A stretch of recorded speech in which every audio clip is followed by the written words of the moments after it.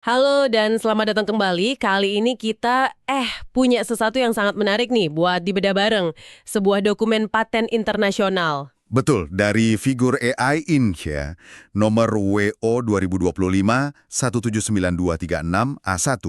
Ya, persis. Judulnya Robot Humanoid dengan Kinematika Canggih. Kedengerannya agak berat ya, teknis banget.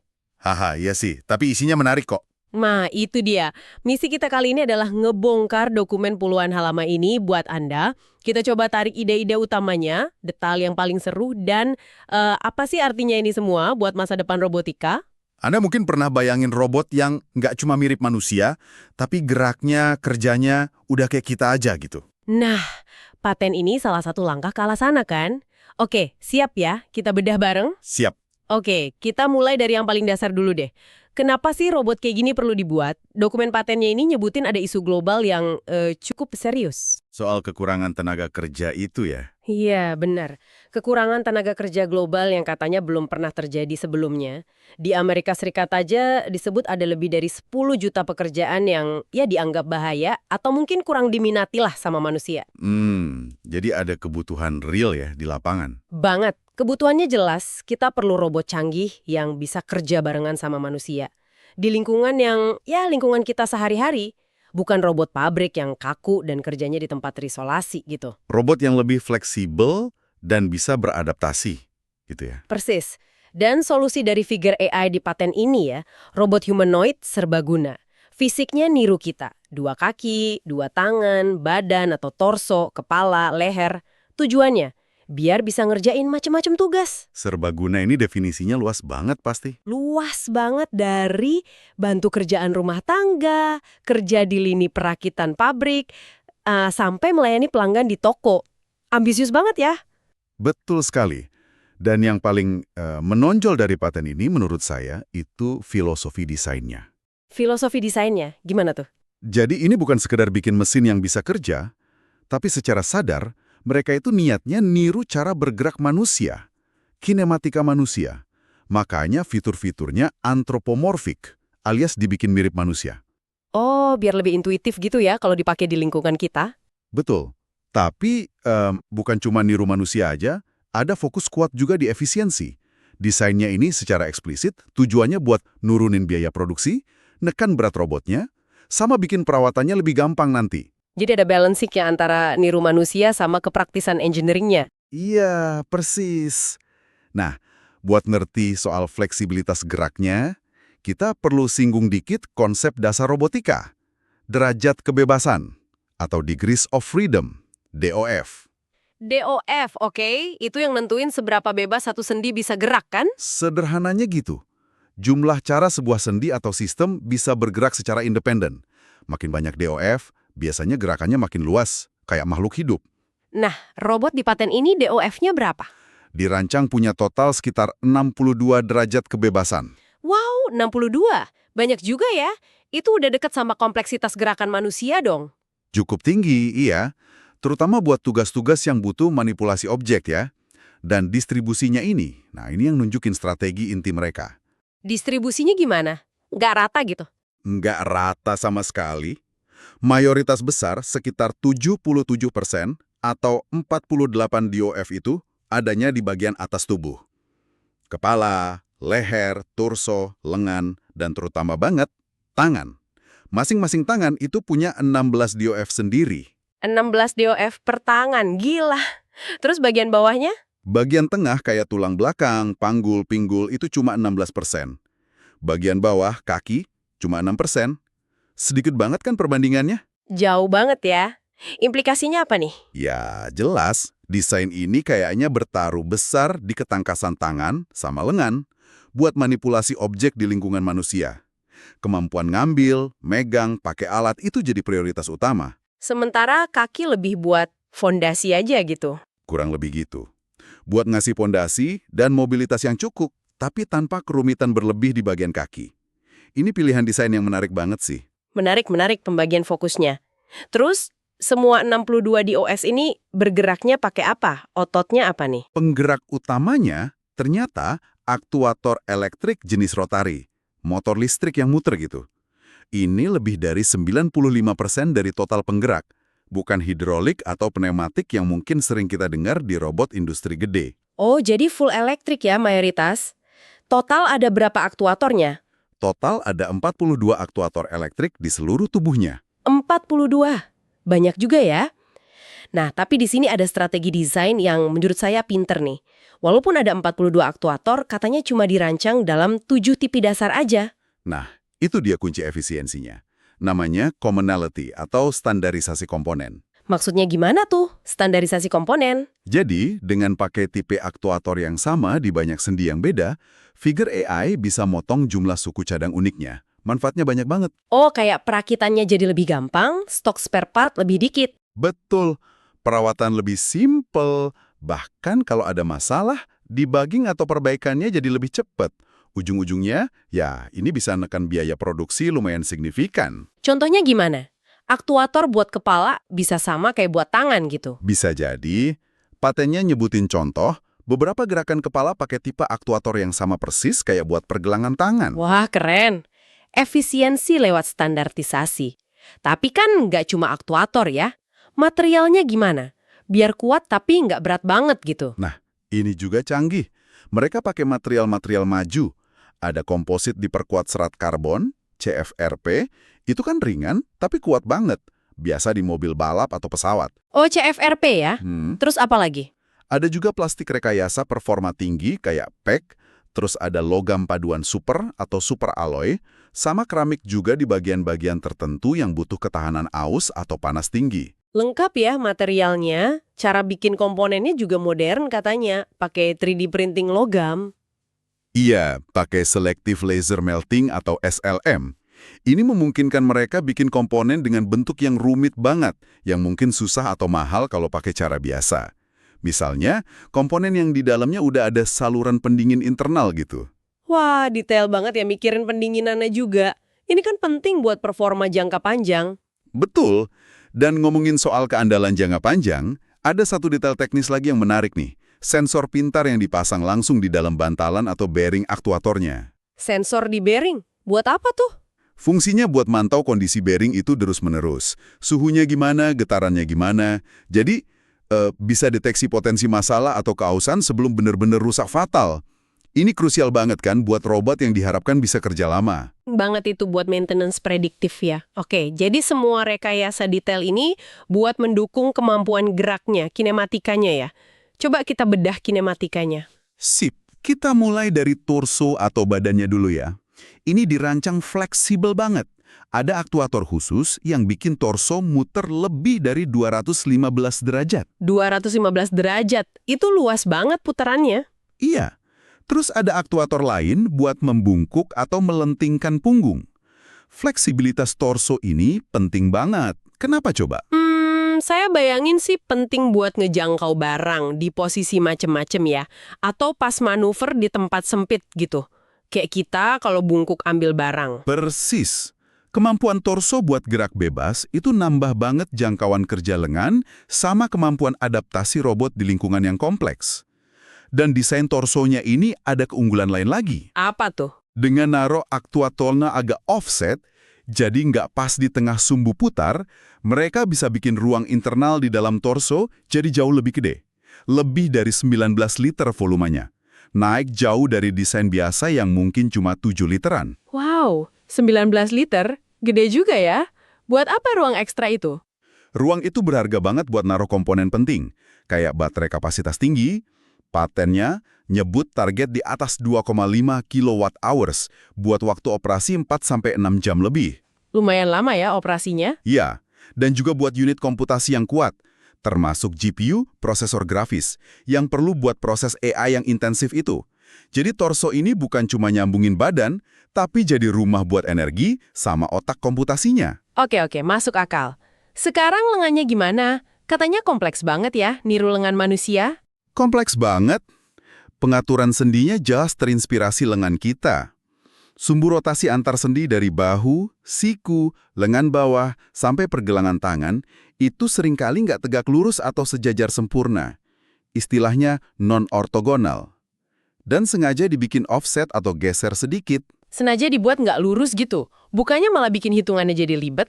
Mungkin iya. Sedikit lebih rumit perhitungannya, tapi tujuannya strategis banget. 1. Buat maksimalin jangkauan gerak lengan, workspace-nya. 2. Ningkatin ketangkasan. 3. Dan ini penting, buat ngindarin kondisi singularity. Singularity, kondisi pas sendinya ngunci gitu ya? Iya, pas robot kehilangan kemampuan gerak ke arah tertentu. Nah, desain offset dan non-ortogonal ini ngebantu hindarin itu. Plus, ada keuntungan lain. Misalnya pergeseran sumbu tertentu bisa bikin profil lengan pasti tekuk jadi lebih ramping. Oh, jadi banyak pertimbangannya ya di balik desain yang kelihatannya aneh itu. Detail sudut sama offsetnya pasti dihitung banget. Banget. Patennya detail banget soal itu. Nah, sekarang kita ke bawah.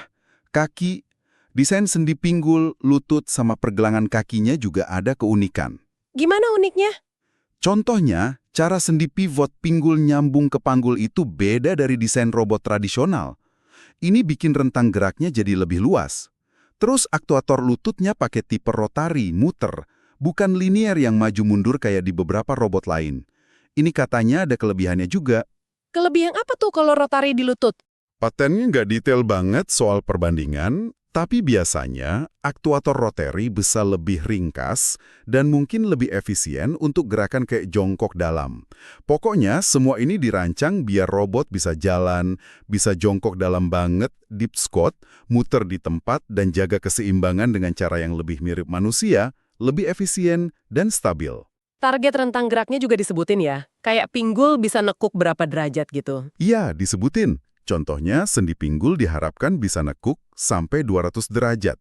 Ini kan penting banget buat mobilitas di lingkungan nyata, naik turun tangga misalnya. Tadi disebut soal singularity lagi. Itu kan tantangan klasik ya di robotika. Betul!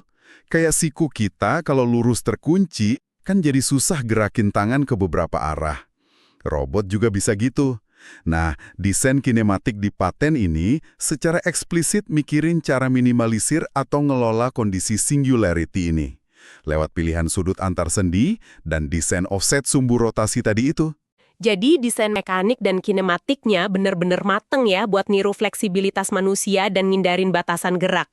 Tapi sebagus apapun badannya, butuh indera sama otak yang sepadan dong.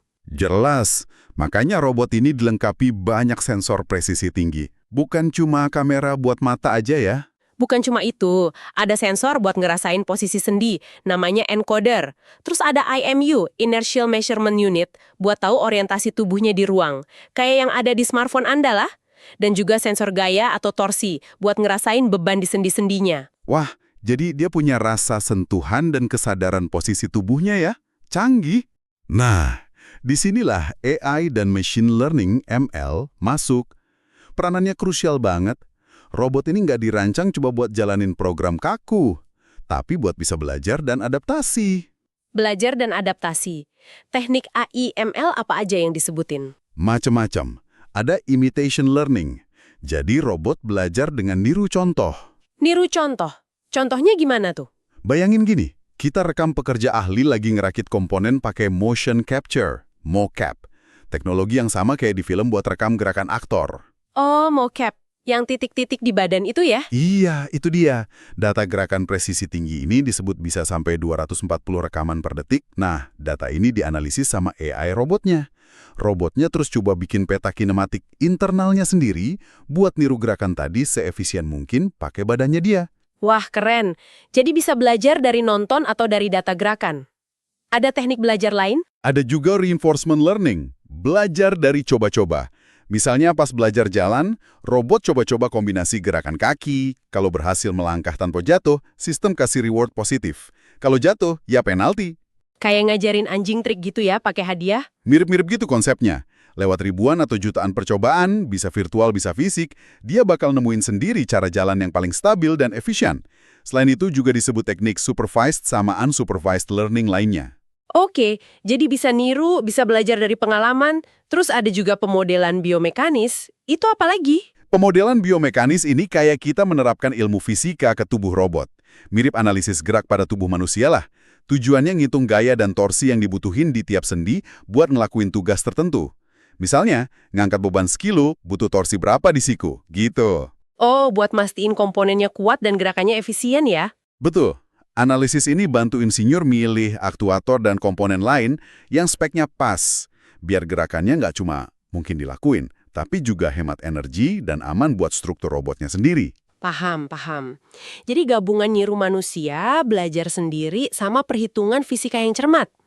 Nah, terus interaksinya sama kita gimana? Sama manusia? Ini aspek penting lainnya, interaksi manusia-robot, HRI. Robot ini dirancang biar bisa ngerti perintah suara kita. Pakai NLP gitu ya? Kayak asisten suara di HP? Iya, pakai Natural Language Processing. Teknologi yang sama di balik Siri atau Google Assistant. Bahkan, patennya nyebut kemungkinan robot ini bisa deteksi nuansa emosi di suara kita loh. Serius? Bisa deteksi emosi? Wah, responsnya gimana? Cuma ngomong balik? Nggak cuma verbal, dia bisa pakai gestur tubuhnya, atau mungkin nampilin ekspresi atau info lewat layar di kepalanya, kalau desain akhirnya pakai layar ya, biar komunikasinya lebih alami dan intuitif. Oke. Ditambah lagi kemampuan computer vision ya, buat ngenalin objek dan lingkungan. Penting banget itu. Buat ngenalin objek di sekitarnya, pahamin tata letak ruangan, bahkan mungkin prediksi arah gerak orang atau benda lain di dekatnya. Ini semua krusial biar bisa kerja aman dan efektif bareng manusia di lingkungan yang dinamis. Sip, sip. Dengan semua kemampuan mekanik, sensor, AI ini, jadi apa nih potensi aplikasi nyata robot figure AI ini nantinya? Potensinya luas banget.